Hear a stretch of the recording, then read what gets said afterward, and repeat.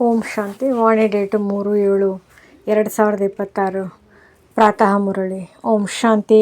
ಬಾಬ್ದಾದ ಮಧುಬನ ಮಧುರ ಮಕ್ಕಳೇ, ನೀವು ಈ ಡ್ರಾಮಾದ ಆದಿ ಮಧ್ಯ ಅಂತ್ಯವನ್ನು ತಿಳಿದುಕೊಂಡಿದ್ದೀರಿ. ನಿಮಗೆ ತಂದೆಯ ಮೂಲಕ ಜ್ಞಾನದ 3ನೇ ನೇತ್ರ ಸಿಕ್ಕಿದೆ. ಆದ್ದರಿಂದ ನೀವು ಆಸ್ತಿಕರಾಗಿದ್ದೀರಿ.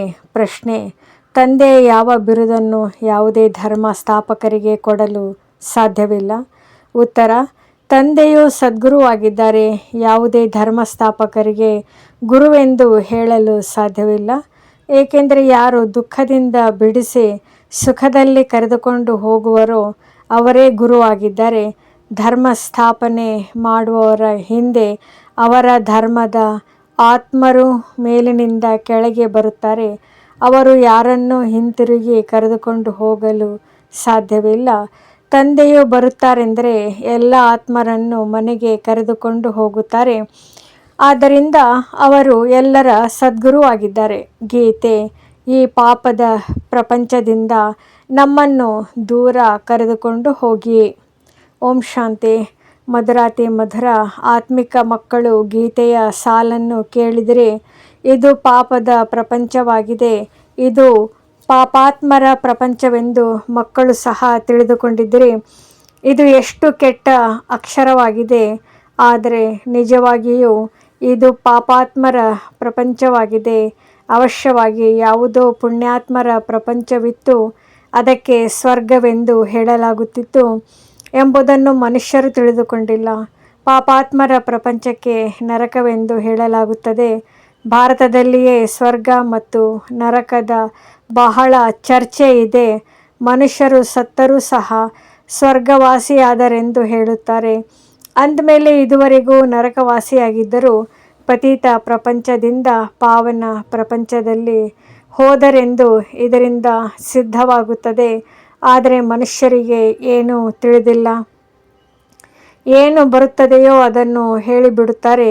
ಯಥಾರ್ಥ ಅರ್ಥವೇನನ್ನೂ ತಿಳಿದುಕೊಂಡಿಲ್ಲ. ತಂದೆಯು ಬಂದು ನೀವು ಮಕ್ಕಳಿಗೆ ಸಮಾಧಾನಪಡಿಸುತ್ತಾರೆ.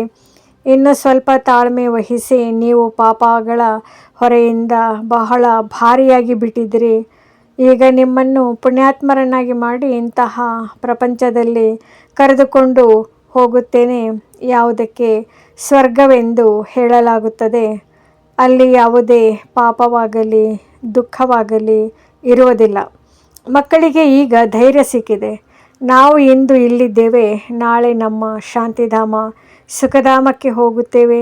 ಹೇಗೆ ರೋಗಿ ಮನುಷ್ಯರು ಸ್ವಲ್ಪ ಸರಿ ಹೋದರೆ ಸಾಕು, ವೈದ್ಯರು ನೀವು ಬಹು ಬೇಗನೆ ಚೆನ್ನಾಗಿ ಆಗಿಬಿಡುತ್ತೀರಿ ಎಂದು ಧೈರ್ಯ ತರಿಸುತ್ತಾರೆ. ಈಗ ಇದಂತೂ ಬೇಹದ್ದಿನ ಧೈರ್ಯವಾಗಿದೆ. ಬೇಹದ್ದಿನ ತಂದೆಯು ತಿಳಿಸುತ್ತಾರೆ, ನೀವಂತೂ ಬಹಳ ದುಃಖಿ ಪತಿತರಾಗಿ ಬಿಟ್ಟಿದ್ದೀರಿ. ನಾನೀಗ ನೀವು ಮಕ್ಕಳನ್ನು ಆಸ್ತಿಕರನ್ನಾಗಿ ಮಾಡುತ್ತೇನೆ ಮತ್ತು ರಚನೆಯ ಪರಿಚಯವನ್ನು ಕೊಡುತ್ತೇನೆ. ಋಷಿ ಮುನಿಗಳಂತೂ ನಾವು ರಚಯಿತ ಮತ್ತು ರಚನೆಯನ್ನು ಅರಿತುಕೊಂಡಿಲ್ಲವೆಂದು ಹೇಳುತ್ತಾ ಬಂದಿದ್ದಾರೆ. ಅಂದಮೇಲೆ ಈಗ ಅವರನ್ನು ಯಾರು ಅರಿತುಕೊಂಡಿದ್ದಾರೆ, ಯಾವಾಗ ಮತ್ತು ಯಾರ ಮೂಲಕ ಅರಿತುಕೊಳ್ಳಬಹುದು ಎಂಬುದು ಸಹ ಯಾರಿಗೂ ತಿಳಿದಿಲ್ಲ.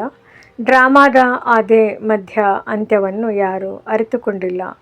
ತಂದೆಯು ಹೇಳುತ್ತಾರೆ, ನಾನು ಈ ಸಂಗಮದಲ್ಲಿ ಈ ಯುಗದಲ್ಲಿ ಬಂದು ಡ್ರಾಮಾನುಸಾರ ನೀವು ಮಕ್ಕಳನ್ನು ಮೊಟ್ಟ ಮೊದಲು ಆಸ್ತಿಕರನ್ನಾಗಿ ಮಾಡುತ್ತೇನೆ. ನಂತರ ನಿಮಗೆ ರಚನೆಯ ಆದಿ ಮಧ್ಯ ಅಂತ್ಯದ ರಹಸ್ಯವನ್ನು ತಿಳಿಸುತ್ತೇನೆ. ಅರ್ಥಾತ್ ನಿಮ್ಮ ಜ್ಞಾನದ 3ನೇ ನೇತ್ರವನ್ನು ತೆರೆಯುತ್ತೇನೆ. ನಿಮಗೆ ಪ್ರಕಾಶತೆಯೂ ಸಿಕ್ಕಿದೆ. ಹೇಗೆ ಕಣ್ಣಿನ ದೃಷ್ಟಿಯು ಹೊರಟು ಹೋದರೆ ಮನುಷ್ಯರು ಅಂಧರಾಗಿ ಬಿಡುತ್ತಾರೆ. ಈ ಸಮಯದಲ್ಲಿ ಮನುಷ್ಯರಿಗೆ ಜ್ಞಾನದ 3ನೇ ನೇತ್ರವಿಲ್ಲ.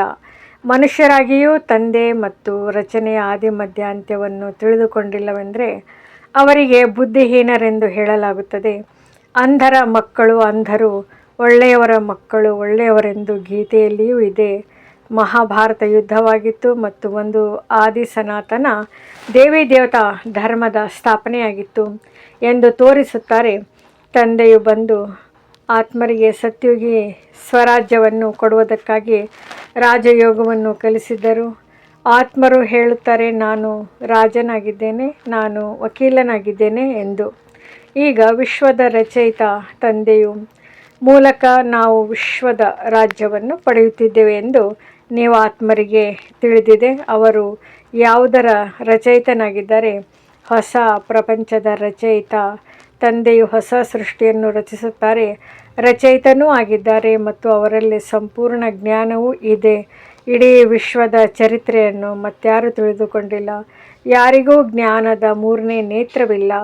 ತಂದೆಯ ವಿನಃ ಯಾರೂ ಮೂರನೇ ನೇತ್ರವನ್ನು ಕೊಡಲು ಸಾಧ್ಯವಿಲ್ಲ. ವಿಶ್ವದ ಚರಿತ್ರೆ, ಭೂಗೋಳ, ಮೂಲವತನ, ಸೂಕ್ಷ್ಮವತನ, ಸ್ಥೂಲವತನ ಇದೆಲ್ಲವನ್ನು ನೀವು ತಿಳಿದುಕೊಂಡಿದ್ದೀರಿ. ಮೂಲವತನವು ಆತ್ಮರ ಸೃಷ್ಟಿಯಾಗಿದೆ. ನಾವು ಬ್ರಹ್ಮತತ್ವದಲ್ಲಿ ಲೀನವಾಗಿ ಬಿಡುತ್ತೇವೆಂದು ಸನ್ಯಾಸಿಗಳು ಹೇಳುತ್ತಾರೆ. ಆದರೆ ಇಲ್ಲ, ನಿಮಗೆ ತಿಳಿದಿದೆ, ಹೋಗಿ ಬ್ರಹ್ಮತತ್ವದಲ್ಲಿ ನಿವಾಸ ಮಾಡುತ್ತಾರೆ. ಅದು ಶಾಂತಿಧಾಮ ಮನೆಯಾಗಿದೆ. ಸನ್ಯಾಸಿಗಳು ಬ್ರಹ್ಮತತ್ವವೇ ಭಗವಂತನೆಂದು ಹೇಳುತ್ತಾರೆ. ಎಷ್ಟೊಂದು ಅಂತರವಿದೆ. ಬ್ರಹ್ಮವಂತೂ ತತ್ವವಾಗಿದೆ. ಹೇಗೆ ಆಕಾಶ ತತ್ವವಿದೆ ಹಾಗೆಯೇ ಬ್ರಹ್ಮವು ತತ್ವವಾಗಿದೆ. ಅಲ್ಲಿ ನಾವು ಆತ್ಮರು ಮತ್ತು ಪರಮಪಿತ ಪರಮಾತ್ಮನು ನಿವಾಸ ಮಾಡುತ್ತಾರೆ. ಅದಕ್ಕೆ ಮಧುರ ಮನೆ ಎಂದು ಹೇಳಲಾಗುತ್ತದೆ. ಅದು ಆತ್ಮಗಳ ಮನೆಯಾಗಿದೆ. ಮಕ್ಕಳಿಗೆ ಅರ್ಥವಾಗಿದೆ, ಬ್ರಹ್ಮತತ್ವದಲ್ಲಿ ಯಾವುದೇ ಆತ್ಮರು ಲೀನವಾಗುವುದಿಲ್ಲ ಮತ್ತು ಆತ್ಮವೆಂದು ವಿನಾಶ ಹೊಂದುವುದಿಲ್ಲ. ಆತ್ಮವು ಅವಿನಾಶಿಯಾಗಿದೆ. ಈ ನಾಟಕವು ಸಹ ಮಾಡಲ್ಪಟ್ಟ ಅವಿನಾಶಿಯಾಗಿದೆ. ಈ ಡ್ರಾಮಾದಲ್ಲಿ ಎಷ್ಟೊಂದು ಮಂದಿ ಪಾತ್ರಧಾರಿಗಳಿದ್ದಾರೆ. ಈಗ ಸಂಗಮ ಯುಗವಾಗಿದೆ. ಈಗ ಎಲ್ಲ ಪಾತ್ರಧಾರಿಗಳು ಹಾಜರಾಗಿದ್ದಾರೆ. ಹೇಗೆ ನಾಟಕವು ಮುಕ್ತಾಯವಾದಾಗ ಎಲ್ಲ ಪಾತ್ರಧಾರಿಗಳು, ನಿರ್ದೇಶಕ ಮೊದಲಾದವರೆಲ್ಲರೂ ಬಂದು ಹಾಜರಾಗುತ್ತಾರೆ.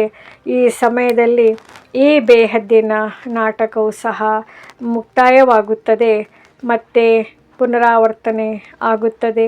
ಆ ಹದ್ದಿನ ನಾಟಕಗಳಲ್ಲಿ ಬದಲಾವಣೆ ಆಗಬಹುದು. ನಾಟಕವು ಹಳೆಯದಾಗಿ ಬಿಡುತ್ತದೆ. ಆದರೆ ಈ ಬೇಹದ್ದಿನ ನಾಟಕವು ಅನಾದಿ ಅವಿನಾಶಿಯಾಗಿದೆ. ತಂದೆ ತ್ರಿಕಾಲದರ್ಶಿ, ತ್ರಿನೇತ್ರಿಗಳನ್ನಾಗಿ ಮಾಡುತ್ತಾರೆ. ದೇವತೆಗಳು ತ್ರಿಕಾಲದರ್ಶಿಗಳಾಗಿರುವುದಿಲ್ಲ. ಶೂದ್ರ ವರ್ಣದವರು ತ್ರಿಕಾಲದರ್ಶಿಗಳಾಗಿರುವುದಿಲ್ಲ. ಕೇವಲ ನೀವು ಬ್ರಾಹ್ಮಣ ವರ್ಣದವರೇ ತ್ರಿಕಾಲದರ್ಶಿಗಳಾಗಿದ್ದೀರಿ. ಎಲ್ಲಿಯವರೆಗೆ ಬ್ರಾಹ್ಮಣರು ಆಗುವುದಿಲ್ಲವೋ ಅಲ್ಲಿಯವರೆಗೆ ಜ್ಞಾನದ ಮೂರನೇ ನೇತ್ರವು ಸಿಗಲು ಸಾಧ್ಯವಿಲ್ಲ. ನೀವು ವೃಕ್ಷದ ಆದಿ ಮಧ್ಯ ಅಂತ್ಯವನ್ನು ಎಲ್ಲ ಧರ್ಮಗಳನ್ನು ತಿಳಿದುಕೊಂಡಿದ್ದೀರಿ. ನೀವು ಸಹ ಮಾಸ್ಟರ್ ಜ್ಞಾನಪೂರ್ಣನಾಗುತ್ತೀರಿ. ತಂದೆಯು ಮಕ್ಕಳನ್ನು ತನ್ನ ಸಮಾನರನ್ನಾಗಿ ಮಾಡುತ್ತಾರಲ್ಲವೇ? ಜ್ಞಾನ ಸಾಗರನು ಒಬ್ಬರೇ ತಂದೆಯಾಗಿದ್ದಾರೆ. ಅವರು ಎಲ್ಲ ಆತ್ಮರ ತಂದೆಯಾಗಿದ್ದಾರೆ. ಎಲ್ಲ ಮಕ್ಕಳನ್ನು ಆಸ್ತಿಕರನ್ನಾಗಿ ಮಾಡಿ ತ್ರಿಕಾಲದರ್ಶಿಗಳನ್ನಾಗಿ ಮಾಡುತ್ತಾರೆ. ಈಗ ನೀವು ಮಕ್ಕಳು ಇದನ್ನು ಎಲ್ಲರಿಗೆ ಹೇಳಬೇಕಾಗಿದೆ. ಶಿವತಂದೆಯು ಬಂದಿದ್ದಾರೆ, ಅವರನ್ನು ನೆನಪು ಮಾಡಿರಿ. ಯಾರು ಆಸ್ತಿಕರಾಗಿರುವರೋ ಅವರು ತಂದೆಯನ್ನು ಬಹಳ ಚೆನ್ನಾಗಿ ಪ್ರೀತಿ ಮಾಡುತ್ತಾರೆ. ನಿಮ್ಮ ಮೇಲೆ ತಂದೆಗೂ ಪ್ರೀತಿ ಇದೆ. ನಿಮಗೆ ಸ್ವರ್ಗದ ಆಸ್ತಿಯನ್ನು ಕೊಡುತ್ತಾರೆ. ವಿನಾಶಕಾಲೇ ವಿಪರೀತ ಬುದ್ಧಿ ವಿನಶ್ಯಂತಿ ಮತ್ತು ವಿನಾಶಕಾಲೇ ಪ್ರೀತಿ ಬುದ್ಧಿ ವಿಜಯಂತಿ ಎಂದು ಗಾಯನವಿದೆ. ಗೀತೆಯಲ್ಲಿ ಕೆಲವು ಅಕ್ಷರಗಳು ಸತ್ಯವಾಗಿವೆ. ಶ್ರೀಮದ್ ಭಗವದ್ಗೀತೆಯು ಸರ್ವೋತ್ತಮ ಶಾಸ್ತ್ರವಾಗಿದೆ. ಆದಿ ಸನಾತನ ದೇವಿ ದೇವತಾ ಧರ್ಮದ ಶಾಸ್ತ್ರವಾಗಿದೆ.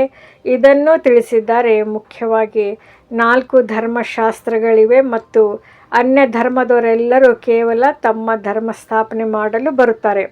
ಅವರು ರಾಜ್ಯಭಾರ ಮಾಡುವ ಮಾತಿಲ್ಲ ಮತ್ತು ಅವರಿಗೆ ಗುರುಗಳೆಂದು ಹೇಳಲು ಸಾಧ್ಯವಿಲ್ಲ. ಹಿಂತಿರುಗಿ ಕರೆದುಕೊಂಡು ಹೋಗುವುದೇ ಗುರುಗಳ ಕರ್ತವ್ಯವಾಗಿದೆ. ಇಬ್ರಾಹಿಂ, ಬುದ್ಧ, ಕ್ರೈಸ್ತ ಮೊದಲಾದವರು ಬರುತ್ತಾರೆ. ಅವರ ಹಿಂದೆ ಅವರ ವಂಶಾವಳಿಯೂ ಬರುತ್ತದೆ. ಆದರೆ ಯಾರು ದುಃಖದಿಂದ ಬಿಡಿಸಿ ಸುಖದಲ್ಲಿ ಕರೆದುಕೊಂಡು ಹೋಗುವರೋ ಅವರೇ ನಿಜವಾದ ಗುರುವಾಗಿದ್ದಾರೆ. ಇವರಂತೂ ಕೇವಲ ಧರ್ಮ ಸ್ಥಾಪನೆ ಮಾಡಲು ಬರುತ್ತಾರೆ. ಇಲ್ಲಿ ಅನೇಕರಿಗೆ ಗುರುಗಳೆಂದು ಹೇಳಿ ಬಿಡುತ್ತಾರೆ. ವಾಸ್ತವದಲ್ಲಿ ಬ್ರಹ್ಮ, ವಿಷ್ಣು, ಶಂಕರನಿಗೂ ಸಹ ಗುರುಗಳೆಂದು ಹೇಳಲು ಸಾಧ್ಯವಿಲ್ಲ. ಶಿವತಂದೆಯೊಬ್ಬರೇ ಸರ್ವರ ಸದ್ಗತಿದಾತನಾಗಿದ್ದಾರೆ. ಒಬ್ಬ ರಾಮನನ್ನೇ ಕರೆಯುತ್ತಾರೆ. ಶಿವತಂದೆಗೂ ರಾಮನೆಂದು ಹೇಳುತ್ತಾರೆ. ಅನೇಕ ಭಾಗಗಳಿವೆ, ಆದ್ದರಿಂದ ಅನೇಕ ಹೆಸರುಗಳನ್ನು ಇಟ್ಟಿದ್ದಾರೆ. ಇಟ್ಟು ಬಿಟ್ಟಿದ್ದಾರೆ. ಮೂಲ ಹೆಸರಾಗಿದೆ ಶಿವ. ಅವರಿಗೆ ಸೋಮನಾಥನೆಂದು ಹೇಳುತ್ತಾರೆ.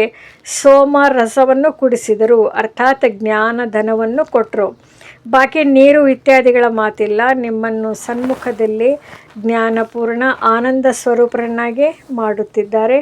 ಓಂ ಶಾಂತಿ. ಓಂ ನಮಃ ಶಿವಾಯ. ನಮ್ಮ ಚಾನೆಲ್ ವಿಡಿಯೋಗಳ ಹೆಚ್ಚಿನ ಮಾಹಿತಿಗಾಗಿ ಸಬ್ಸ್ಕ್ರೈಬ್ ಬಟನ್ಗೆ ಕ್ಲಿಕ್ ಮಾಡಿ ನಮ್ಮ ಚಾನೆಲ್ಗೆ ಸಬ್ಸ್ಕ್ರೈಬ್ ಮಾಡಿ. ಈ ವಿಡಿಯೋ ಇಷ್ಟವಾದಲ್ಲಿ ಲೈಕ್ ಮಾಡಿ, ಶೇರ್ ಮಾಡಿ ಹಾಗೂ ಕಮೆಂಟ್ ಮಾಡಿ. ಈ ವಿಡಿಯೋ ಇಷ್ಟವಾದಲ್ಲಿ ಹೆಚ್ಚಿನ ವಿಡಿಯೋಗಳ ಮಾಹಿತಿಗಾಗಿ ನಮ್ಮ ಚಾನಲ್ಗೆ ಕಮೆಂಟ್ ಮಾಡಿ, ಶೇರ್ ಮಾಡಿ, ಸಬ್ಸ್ಕ್ರೈಬ್ ಮಾಡಿ, ಲೈಕ್ ಮಾಡಿ.